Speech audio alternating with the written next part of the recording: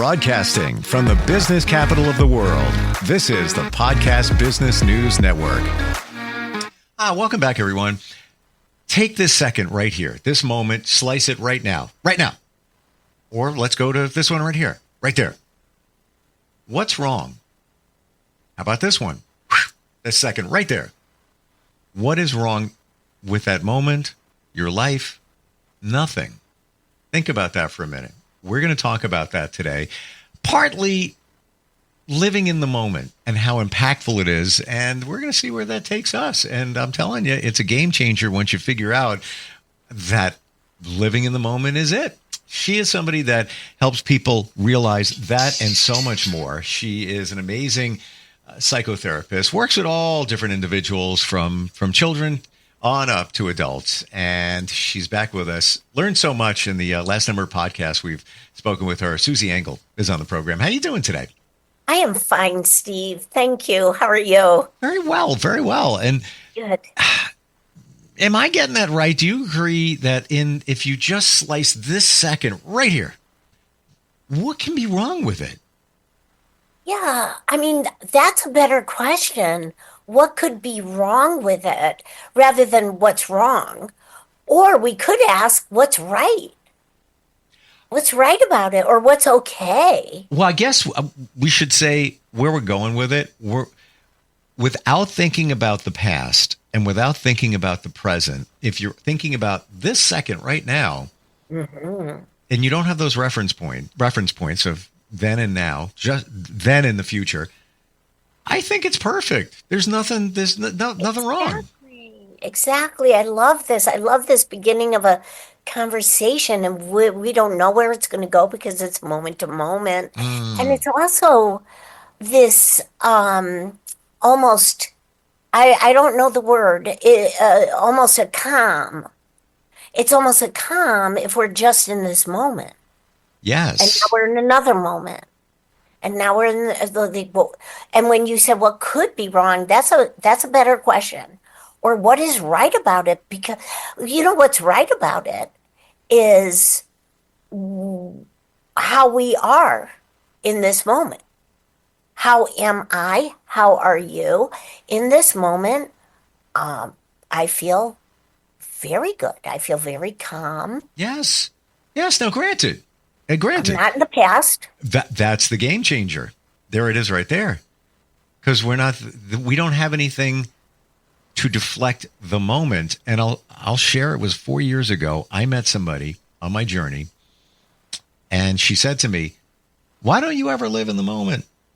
And I said, "I don't even know what you're talking about. What do you mean?" She goes, "You don't live in the moment. You live in the past. You live in the future. You don't live in the moment." And it took me a long time to process that, and then work through it and figure it out. And then once I did, over an evolution of time, I was like, whoa, I get it now. Because yes, in this moment, you and I, everyone else, can think about the future. Oh, I got that coming up. I got to deal with that. Well, that's good, but that's not that good. Or you could marinate in the past and think about, oh, what has happened, good or bad. Yes, yes. And gets in your way. Or we could be in this moment and just say, I'm plugged in. Mm-hmm. I use that term a lot. Like I feel plugged in. Yep. I feel this clarity. Or some people say focus. Whatever it is for people. I don't know. Sometimes we don't have the words. And I used this word last podcast. I said sometimes things are ineffable. We don't have the words to describe it, but for each of us, we might come up with different descriptive words. But it's just being in this moment. And I love this conversation already because if we're too far, listen, we all have lives to live. We all are planning ahead, or we have long-term goals or whatever that is. We all have a to-do list. Mm-hmm. That's okay. But if you and I are going to have a conversation that is going to benefit this audience, then I think it's rather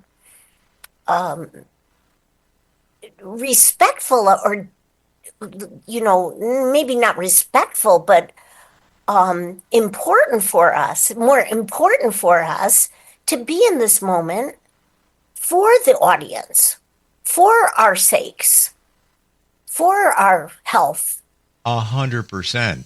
And why don't we look at the past and at the future, what it can do to you and for you. So Yes. is it true that if you think about the past, that can bring on depression? Potentially, things that have happened. If you think about the future, that's anxiety. You're anticipating what is to come or what could happen. And now you're not in the moment. Now you've got 1 foot here, you got 1 foot there, and now you're not really here where it's a perfect space. That's right. That's right.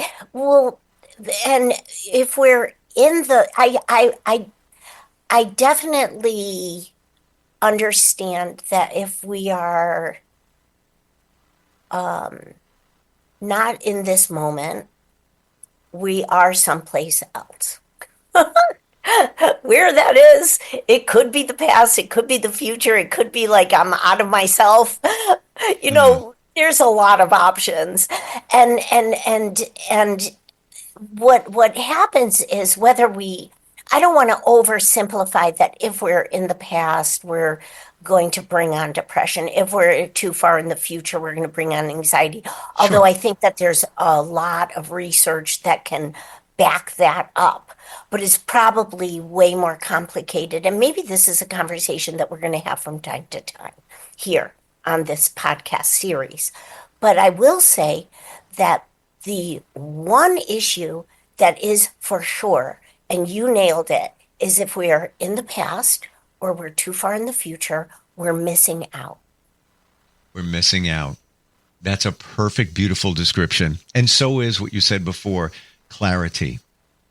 You have clarity when you're in the moment because there's nothing that is deflecting your mind. You're enjoying now. And if you look to the future, and I think they do studies, research, polls on this, somewhere around 92% of the things that we worry about never transpire. You are wasting your time. It's just, I'm not even going to go into detail, but I was concerned about something that I was worried about that could potentially, be a health issue. I was worried about it. Yeah. Guess what? I was worried about nothing. I was worried, and I knew it. My intuition said, take a pause, take a moment. You don't need to worry about that. Worry about it then if you need to worry about it. I didn't even give it a thought. I was like, hey, what happens, happens. And then sure enough, everything was fine. I didn't even need to give it that much space in my mind. And I think that rolls for most things in life, that the things that we worry about don't even transpire. Absolutely. Absolutely. Granted, if we are in the moment and we do have to have an attention drawn to something less pleasant than this moment, Mm-hmm. that's true. So we have to find a way to cope with that when we are in that moment, but we are not in that moment. And for us to miss out on and seriously, like when I am in the moment, I do feel I can feel within myself very differently than if I'm anticipating something that's not happening now Mm. or that I'm perhaps rehashing from the past. Mm. And I know when I go inward and just sense or get that felt sense of what's happening within me, it's very unsettling compared to being in this moment now. Does it feel like for you, if you, and again, to your point, there are things that, we have to be concerned with, in the future, whatever it is. But does it almost feel like for you, if you think about the future or the past, it's almost like you got 1 foot outside the door?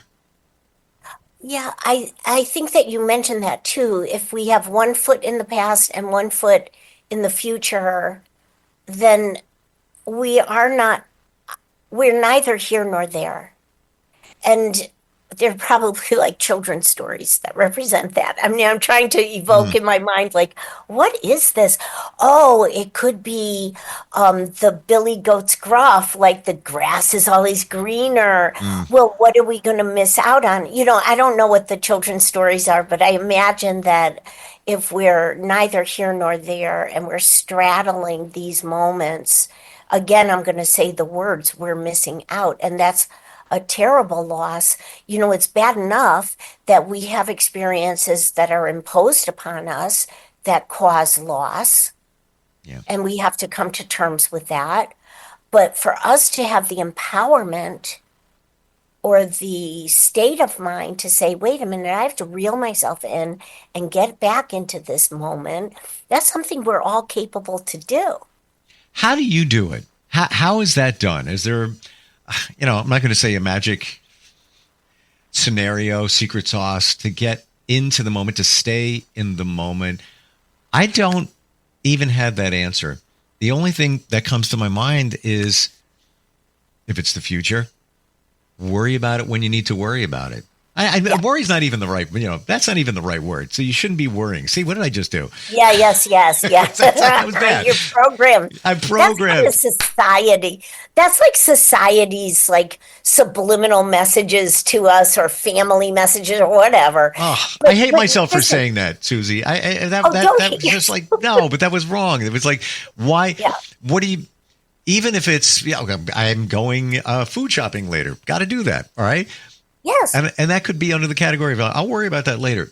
You're not worrying about it. I'll work with it later. Accomplish it. Right. I'll accomplish it later. Even saying deal with it sounds like it's, laborious. Oh, no, Yeah. I don't like it. Yeah, I don't like it. Deal with it is a very societal, judgmental, dismissive. I mean, people speak like that flippantly, and it's damaging. It's very disregarding toward people and maybe what their values or priorities or needs are. It's not good.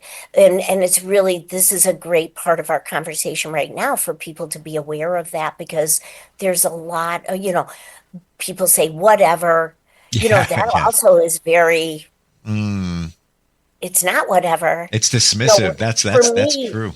When I hear somebody say whatever, and I don't mean to go off on a tangent because I want to get back to the other topic that you were addressing. When somebody says whatever, it's kind of like, or it is what it is. It's kind of like saying, well, accept the unacceptable. And that's not okay. Like, that's not sustainable. But we have to plug in and address whatever we need to address for ourselves and for our health. But to get back to what you were saying, how do you do it? So I'm going to take that personally. How do I do it, Susan Engel? Please. I think that there is a skill, a life skill, to prioritize and to be able to say, if I stay in this moment, I can accomplish, I can feel what I want to feel. I can be aware of all five senses. I can maybe set out to do what I really want to accomplish. That's fine with me in this moment.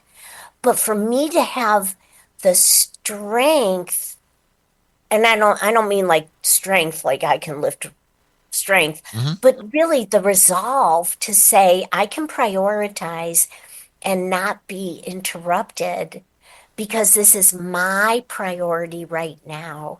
This is my boundary. And then we do strengthen the ability to focus or stay in the moment, and that lengthens. Maybe it's a little bit intermittent. That's okay.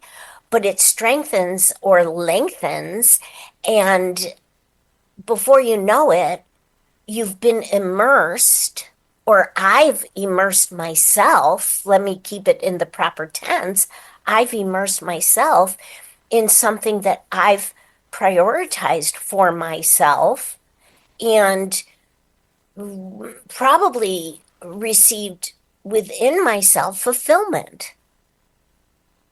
Do you feel that, let's look at the future. That makes sense.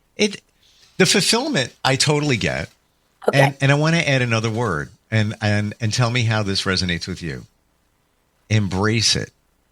So Beautiful. things in the future we might be anticipating, maybe they might not be as pleasant as other things, but to look at them and embrace them, and I don't want to say enjoy them, but look at it for what they are.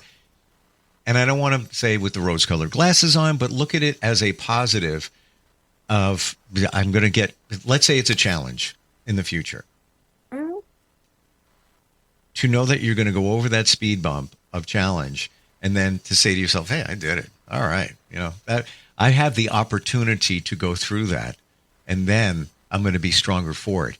To look at things in a different way, as opposed to, oh gosh, that's coming up. Oh, I got to deal with that. Oh boy. And now I'm trying to live in the moment. Like, I'm still thinking about that in the future over there. It's inevitable. I know it's happening. To look at it in a different frame, so it supports you better. Yes. And it's interesting, when you were talking, a word came to me and it just flew out of my mind, but it'll come to me. There's another word that was coming to me, and it wasn't quite acceptance, but it wasn't quite embracing. It was like the concept of handling it, coping, being with it, or being, Accepting. acceptance. I love that. I love that. That's what I'm getting. You know, That's but screaming. but it isn't it's like this sense of being capable, the sense of being capable to, I don't know whether it's experience things or figure things out and still be whole, I think is just a beautiful way to maybe get in touch with ourselves. I mean, I don't mean to get all off track about this, but staying in the moment is enriching. It really is. And what I'm seeing from you is the stuff that we concern ourselves with in the future.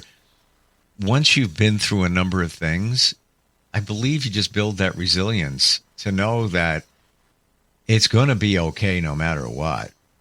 Well, I remember going through certain moments, and I can't remember if it was like during high school or the first semester of college, somewhere around there. It could have even been middle school, but I just remember saying, wait a minute, this is very familiar to me, and it's unpleasant. And I have to be able to look at this through a different lens and be able to say, why would I put myself through this thought process that ultimately is unproductive and ultimately distracts me from what I want to be doing and getting back to prioritizing? And that is my method of being able to stay in the moment. I'm not talking about prioritize, like you have to make a list and number that. No, I'm talking about experientially, just saying right now, for my sake, this is my focus, and I will not be interrupted. Yes. Yeah. And you said the word before, boundaries. What's important to you? And I'm going to have to think about this and process it for a bit. But you said the word unpleasant, thinking about things that are in the future. There could be some things that they could be labeled unpleasant. And I'm trying to think of things in my future, whatever. And we all got stuff going on. Life. Are they really unpleasant if you look at them Great topic. in a different way? Let's put it this way. I love where we're headed with this. I just think this is exciting. I hope the audience thinks it's exciting. Nothing is binary. Emotions are not good or bad, are not positive or negative. Mm-hmm. Experiences don't have to be pleasant or unpleasant. We can put them all in a bin of experiences. Mm-hmm. And if we're experiencing the experiences, so now this is just like silly of me to word it No, this but way. I got you. I know exactly where you're going. If we are in an experience and we have enough of a foundation or enough of a sense of self, then we don't even have to judge whether it's good or bad or whether it's negative or positive. Yep. And the whole feelings thing, emotions, hundreds and hundreds of thousands of maybe millions of ways to describe emotions. Like in Alaska, the Eskimo tribes have so many words or symbols for snow. If you think about it. How could they be good or bad if they're informing us? How could our body signals, if we are getting tension, or, some people it's always in the stomach, or I feel a little choked up. How could that be good or bad if it's informing us and saying, hey, Susie, pay attention. We're trying to get a point across to you. And I can go inward and be plugged in and aware of my inside, aware of my outside. But when you have that awareness, the future items that some may look at being unpleasant aren't unpleasant anymore. And I don't want to be that person that, somebody calls out and says, oh, you have the rose-colored glasses on. You always have the glasses half full. I'm not saying that. I'm saying that there is positivity taken from everything, no matter what it is. You have a doctor's procedure coming up. Some may say, it's going to be uncomfortable, unpleasant, it's going to hurt. Or you could look at it as, hey, you know what? I'm moving my life forward. I'm getting that done. On to the next thing. Or, I have to go to court to deal with something. Well, how much better is it going to be on the other side of that once you get that off your plate? So it's really not unpleasant. It's a positive thing where you're moving forward. I do want to go back to, and I'm guilty of saying this. It is what it is. I used to be guilty of saying that. I don't say that anymore so much. Now you really won't say it. Yeah. Well, sometimes it does slip out. But to dissect it for a second, I don't view that so much as a negative or dismissive statement. I look at it more as I can only control what I can control. So when you say it is what it is, it's something that has been established. This is what's going on. I can't change it. And if I try to change it, it's futile. Why am I even bothering trying to change it? And you just accept it. I can't change things. I can't worry about things I can't change. That's I get from it is what it is.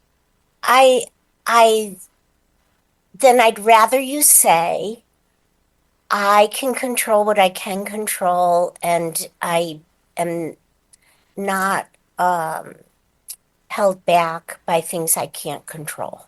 I'd rather you say that. I agree. Because I can only say when I am in conversation, like if you and I were together having coffee or talking about whatever it is, not on this podcast, and something came up and you said, it is what it is, I can give you the context of why I believe people say that. Because, back here on the couch, a lot of people will say, well, it is what it is. And it's within a context of I'm accepting something that's unacceptable. And maybe you don't use it in that context, but over here, I totally understand it. And it is, yes, it's a common thread, and I'm a stickler for it. I got you. And you're right. And I agree. I will say, what do you mean? And then the client might say, well, this person's rage in my life. Da da da da da. I mean, I'm not even going to Picking anything, give an right? example because I don't want to rile people up. But I did work with somebody, and very accomplished client, talking about a significant other. Doesn't matter which gender is which gender, and this significant other was driving a car with children in the car, and when that partner was driving and felt a little bit offended by another driver, that driver would veer toward that lane, or veer toward this lane.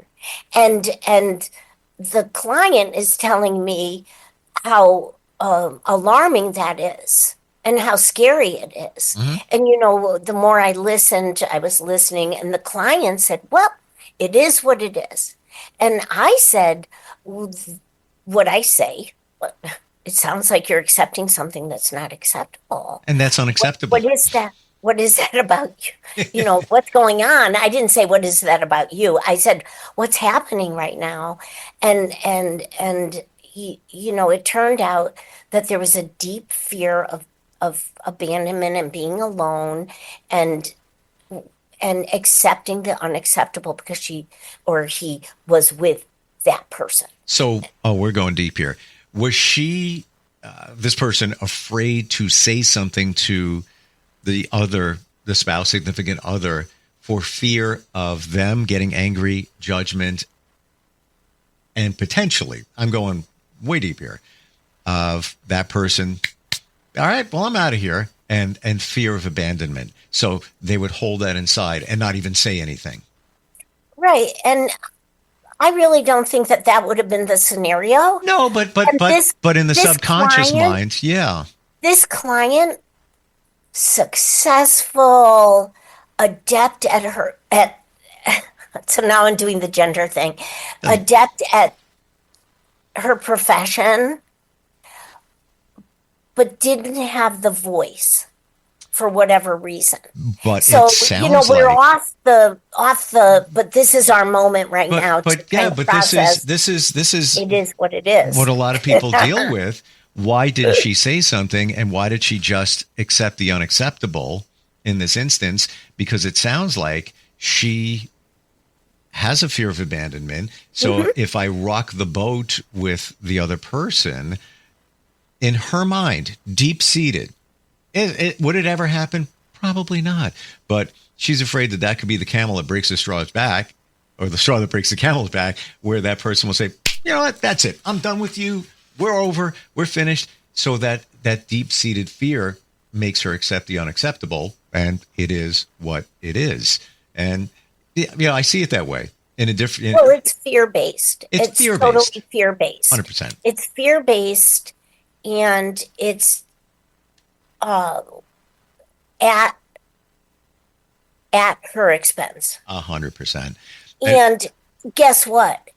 If the guy did leave, feel that freedom. At the moment, no, but yes. I don't know.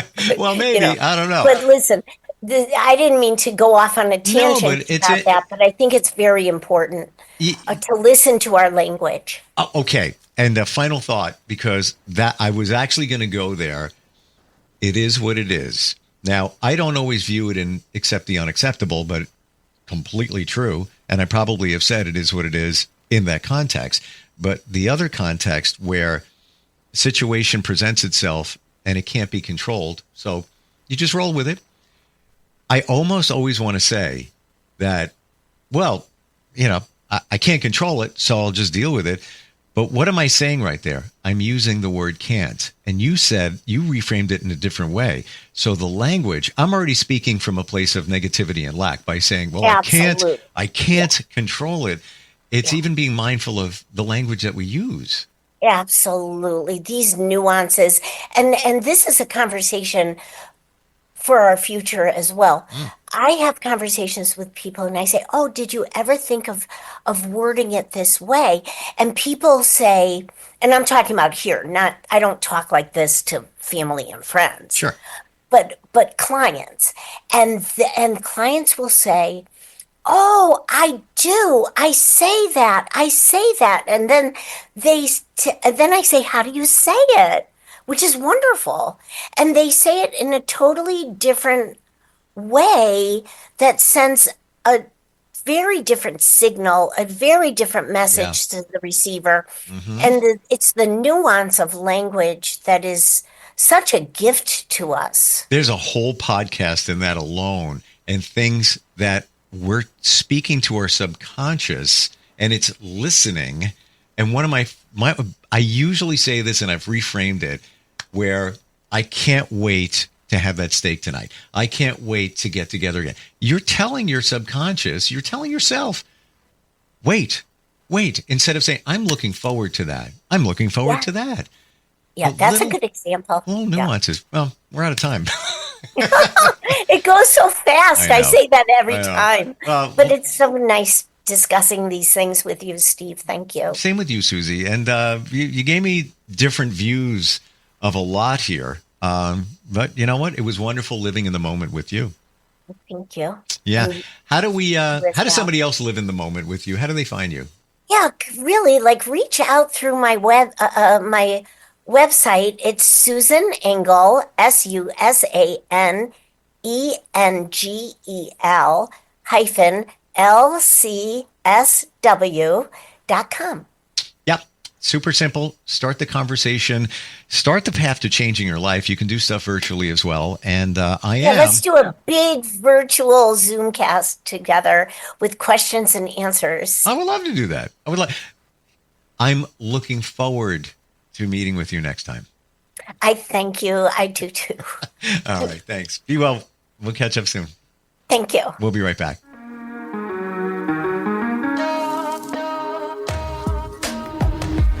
Broadcasting from the business capital of the world, this is the Podcast Business News Network.